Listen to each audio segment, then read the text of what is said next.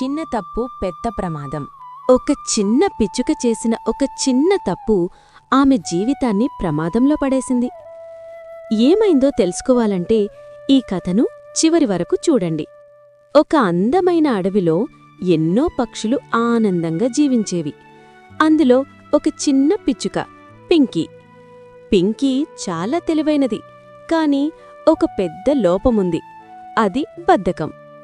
అదే అడవిలో ఇంకొక పక్షి ఉంది. అదే కోమలికాకి. చాలా కష్టపడే స్వభావం. ఒకరోజు కోమలికాకి ఇలా చెప్పింది. పింకీ, వర్షాకాలం వస్తోంది. మనం గూటిని బలంగా తయారు చేసుకోవాలి. ఆహారం నిల్వ చెయ్యాలి. అప్పుడే మనం సురక్షితంగా ఉంటాము. హహహహా అని నవ్వుతూ, అయ్యో, ఇంకా టైముంది కోమలి, తర్వాత్ చేసుకోవచ్చులే, ఏమాత్రం పట్టించుకోదు. అలా రోజులు గడుస్తున్నాయి. కోమలికాకి మాత్రం ప్రతిరోజూ కష్టపడుతూ తన గూటిని బలంగా నిర్మించుకుంది.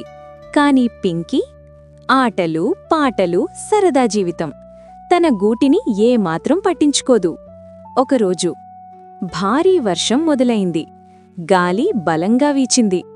పింకీ తన గూటి దగ్గరకు పరుగెత్తింది. గూడు కూలిపోయింది.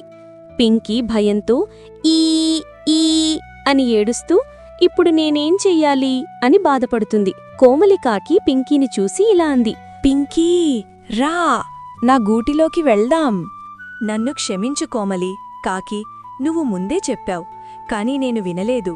ఇది నా తప్పు. పర్లేదు, కాని ఇకపై ముందే సిద్ధంగా ఉండాలి. ఆ రోజునుంచి పింకీ పూర్తిగా మారిపోయింది. ఇక ఎప్పుడూ అలసత్వం లేదు. ముందే సిద్ధమయ్యే అలవాటు పెంచుకుంది. ఒక పెద్ద అడవిలో అనేక పక్షులు కలిసి జీవించేవి.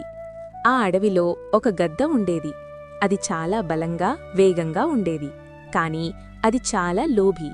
ఎప్పుడూ ఎక్కువ ఆహారం కావాలని ఆశపడేది. అదే అడవిలో ఒక చిన్న చిలుక, చిత్ర, ఉండేది. అది చిన్నదైనా చాలా తెలివిగా ఉండేది. అన్ని పక్షులతో స్నేహంగా ఉండేది. ఒకరోజు గద్దకు ఒక పెద్ద మాంసపు ముక్క దొరికింది. అది ఆహారం తినడానికి ఒక చెట్టు మీద కూర్చుంది. కాని దానికింకా ఎక్కువ కావాలని అనిపించింది. అప్పుడే అది దగ్గర్లో ఒక కోడిపిల్లలను చూసింది. ఇవి కూడా పట్టుకుంటే నాకింకా ఎక్కువ ఆహారం దొరుకుతుంది అని అనుకుంది. చిలుక ఇది గమనించింది. అది గద్ద దగ్గరకు వచ్చి చెప్పింది. గద్దా అన్నా, నీ దగ్గర ఇప్పటికే మంచి ఆహారం ఉంది. దాన్ని తిని సంతోషంగా ఉండు. లోభం మంచిది కాదు. గద్ద నవ్వింది. నువ్వు చిన్న పక్షివి, నాకు బుద్ధి చెప్పాలా అని అహంకారంగా చెప్పింది. అది వెంటనే కోడిపిల్లల వైపు దూసుకెళ్ళింది. కాని అక్కడ ఒక వల వేసి ఉంది. గద్ద దాన్ని గమనించలేదు. అది నేరుగా వలలో చిక్కుకుంది. గద్ద చాలా కష్టపడింది బయటకు రావడానికి. కాని వల బలంగా ఉండటంతో బయటకు రాలేకపోయింది. అప్పుడే చిలుక అక్కడికి వచ్చింది. గద్ద పరిస్థితి చూసి దానికి బాధ వేసింది. నేను ముందే చెప్పాను కదా, కాని పర్వాలేదు, నేను సహాయం చేస్తాను అని చెప్పింది. చిలుక తన స్నేహిత పక్షులను పిలిచింది. అందరూ కలిసి వల తాడు కొరికారు. కొంతసేపటికి వల తెగిపోయింది. గద్ద బయటకు వచ్చింది. గద్ద చాలా సిగ్గుపడింది. నేను నీ మాట వినలేదు. నా లోభం వల్లే ఇబ్బంది పడ్డాను. నన్ను కాపాడినందుకు ధన్యవాదాలు అని చెప్పింది.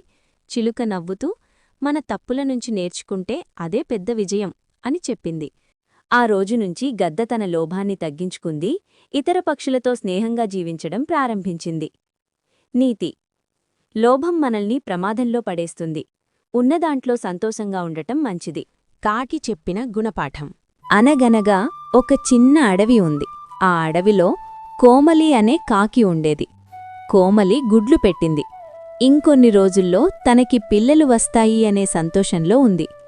అదే అడవిలో పార్దు అనే క్రూరమైన పాము ఉండేది. ఒకరోజు కోమలకాకి ఆహారం కోసం వెళ్ళినప్పుడు పార్దుపాము కోమలికాకి గుడ్లు తినేస్తుంది.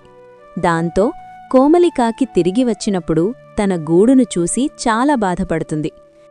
ఆ తర్వాత రోజు పక్షులన్నీ కోమలికాకి దగ్గరికి వచ్చి తమ గుడ్లన్నీ పార్దుపాము తినేసిందని చెప్పి బాధపడతాయి. అలా పక్షులన్నీ పార్దుపాముకి తగిన శిక్ష వెయ్యాలని నిర్ణయించుకుంటాయి. కోమలికాకి ఆకాశంలో ఎగురుతూ ఉండగా మంథనగిరి మహారాణి తన చెలికత్తెలతో స్నానాలాడుతుంటుంది. ఆ మహారాణి నగలు ఒడ్డున పెట్టి ఉంటుంది. కోమలికాకి ఒక ఆలోచన వచ్చింది. కోమలికాకి మహారాణి నగ తన ముక్కుతో తీసుకువెళ్ళి పార్థుపాము పుట్టలో వేస్తుంది. కోమలికాకిని వెంటాడుతూ సైనికులు నగ కోసం వస్తారు. కాకి పుట్టలో నగవేయడం చూసిన సైనికులు పుట్ట తవ్వుతారు. దాంతో పార్థుపాము చనిపోతుంది. పక్షులన్నీ చాలా సంతోషించాయి.